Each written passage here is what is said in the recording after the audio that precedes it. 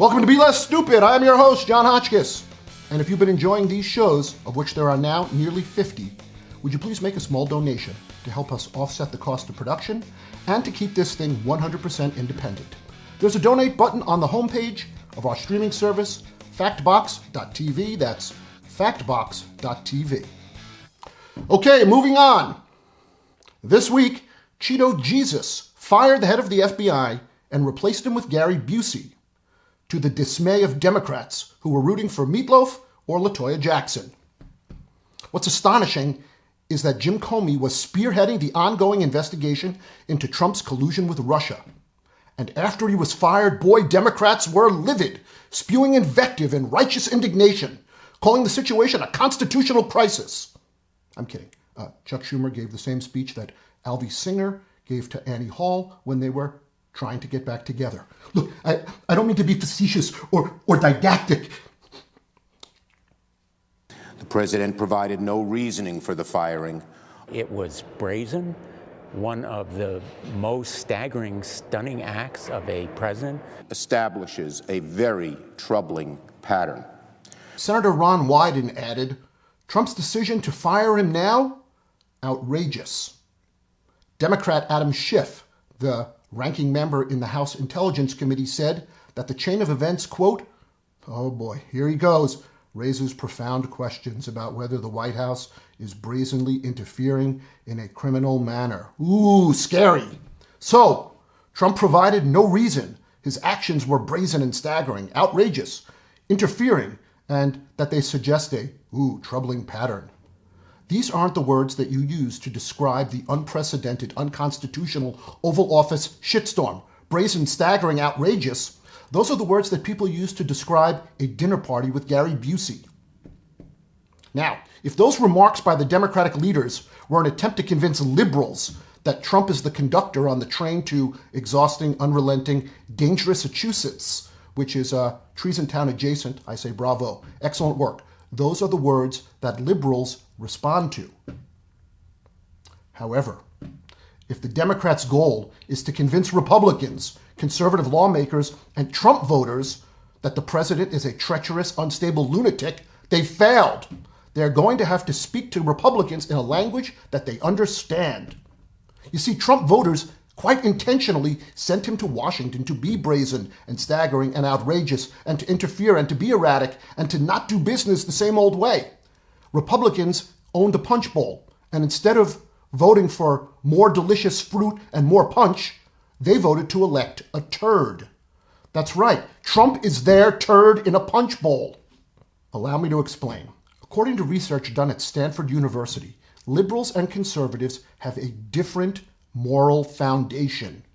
All this means is that people with different political positions arrive at those positions because they have a different set of core moral values, different ideas and systems that they hold dear. Broadly speaking, liberals tend to be more concerned with what's fair, with protecting innocent people and helping the less fortunate. That is, assuming that they can do it while listening to Peace Train on their iPhone while eating a Trader Joe's locally sourced, cruelty-free, gluten-free Power Bar. Meanwhile, conservatives tend to value law and order, honor, loyalty, and patriotism. Here, let me give you an example. If a liberal wanted to convince a conservative to support gay marriage, the liberal might quite reasonably argue something like this. You can't punish people based on how they were born, just because you and your religion think that the way that they have sex is icky. First of all, when you bring up religion, that feels like a personal attack, in which case people tend to dig in to their side even more. Plus, remember, conservatives are just less persuaded by, quote, what's fair. Now, here's a better way for a liberal to convince a conservative of gay marriage. That, quote, gays are our brothers, friends, and neighbors. They are equal citizens of the United States. We owe them our loyalty and respect because we demand loyalty and respect from them. Psychologists call this moral reframing. And by moral reframing, you can make an argument that will be more persuasive because it will appeal to that person's previously held moral beliefs. In this case, it's conservatives who tend to be more persuaded by appeals to loyalty and patriotism. So, if the Democrats in Washington and liberals around the U.S. want a special prosecutor to be appointed to impartially investigate the Trump administration's alleged collusions with Russia, which may very well be treasonous and worthy of prison, we must use a language that conservatives who control both houses of Congress are more likely to be persuaded by. We can't call Trump erratic, outrageous, and brazen. Remember, they voted for the turd in a punchbowl. We need to say things like, the president is violating the Constitution and being disloyal to our nation. We can't say, oh, we're not going to confirm any of your political appointees until we get some concessions on a special prosecutor. Remember, the Republicans don't give a rat's ass about what's fair.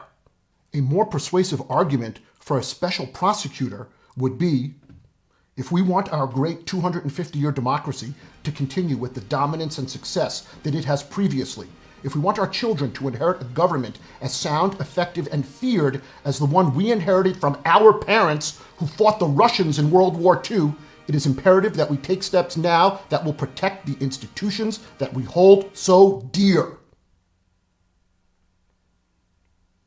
All right, that's it for this episode of Be Less Stupid. I would encourage you to like our Facebook page, and that way you'll get new episodes 2 or 3 times a week. And if you'd like a free pizza, go to our website, factbox.tv. We are premiering 13 half-hour episodes of a brand new series, Pizza with Writers.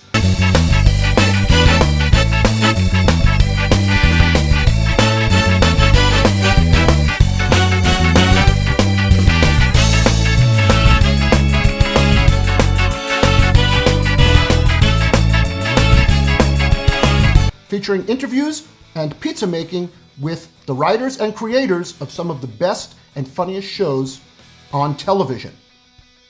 That's it. Thank you very much. I will see you next time on Be Less Stupid.